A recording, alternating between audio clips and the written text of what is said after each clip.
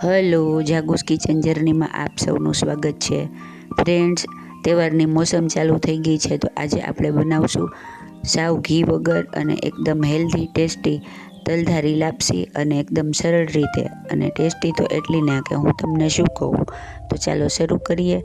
સૌથી પહેલાં આપણે 1 વાટકી ફાળા લીધા છે, એટલે આ માપમાં અડધો કપ છે. તમારે પહેલાં કપ કે વાટકીનું માપ સેટ કરી લેવાનું છે, અને તેને એક પેનમાં ગેસ મીડિયમ રાખી અને ધીમા ગેસે કોરા જ પહેલાં શેકી લેવાના છે. આપણે ટ્રેડિશનલ રીતે ફાળા બનાવીએ છીએ. મારા મમ્મી, મારા નાની બધા આવી રીતે ફાળા બનાવતા.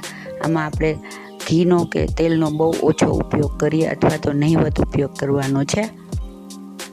આવી રીતે ફાળા સરસ રીતે ધીમા ગેસે શેકાઈ જાય અને બધા ફાળા ફૂટી જાય ત્યાં સુધી આપણે તેને ધીમા ગેસે ચલાવતા રહેવાનું છે અને શેકવાનું છે. જો ગેસ ફાસ્ટ કરશું તો ફાળા બળી જશે અને સરસ રીતે શેકાશે નહીં. હવે આપણા ફાળા શેકાઈ ગયા છે. હવે આપણે 1 ચમચી જેટલું તેલ એમાં એડ કરી અને આવી રીતે ચલાવી લેશું. આ ફાળાને આપણે મોણ દઈ દીધું છે. આવી રીતે આપણે તેને મોણ દઈ દઈશું.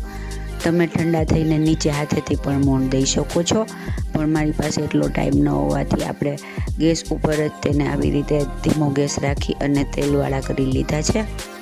હવે આપણે જેટલા ફાળા લીધા હોય ને તેનાથી 2.5 ગણું, એટલે કે મેં 1 વાટકી ફાળા લીધા છે તો 2.5 વાટકી હુંફાળું પાણી એડ કરવાનું. પાણી ફાળા શેકીએ ત્યારે જ આપણે બીજા ગેસે ગરમ કરવા મૂકી દેવાનું છે.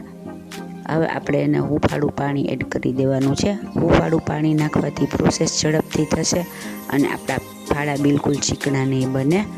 હવે તેને આવી રીતે ચલાવી મિક્સ કરી દેવાનું છે, અને પાણી ઉકળવા લાગે એટલે ઢાંકણ ઢાંકી મીડિયમ ગેસ રાખી અને તેને ચડવા દેશું. પાણી બધું એબ્ઝોર્બ થાય ત્યાં સુધી તેને ચડવા દેવાનું છે.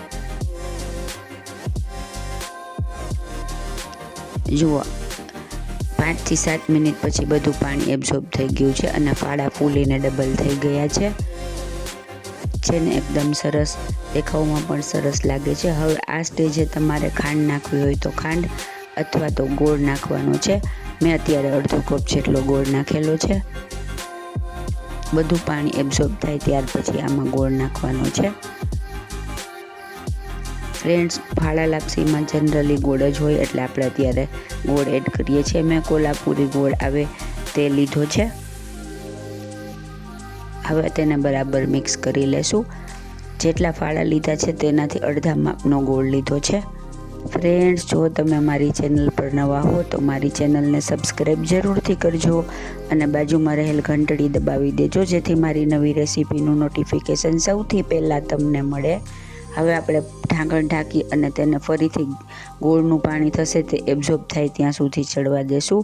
ફ્રેન્ડ્સ, અમારા ઘરે શ્રાવણ મહિનાના પહેલાં કે બીજા સોમવારે આ લાપસી જરૂરથી બને છે, તો તમે બનાવતા હો તો તમે આ રીતે ચોક્કસથી બનાવજો.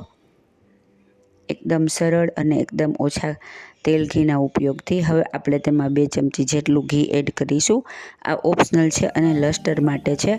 આનાથી તેની શાઇનિંગ સરસ આવશે. આ ન નાખો તો પણ ચાલે.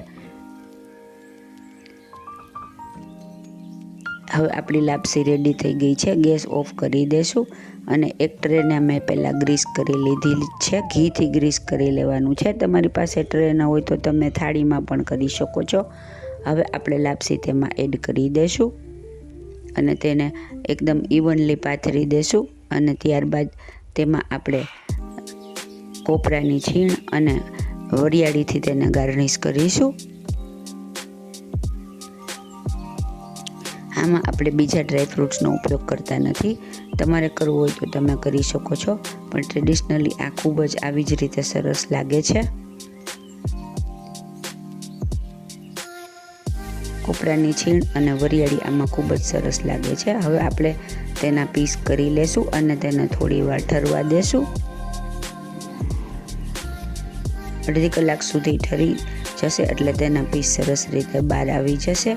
તલધારી લાપસીના ઓલમોસ્ટ જનરલી પીસ જ હોય છે, એટલે આપણે તેના પીસ કરેલા છે.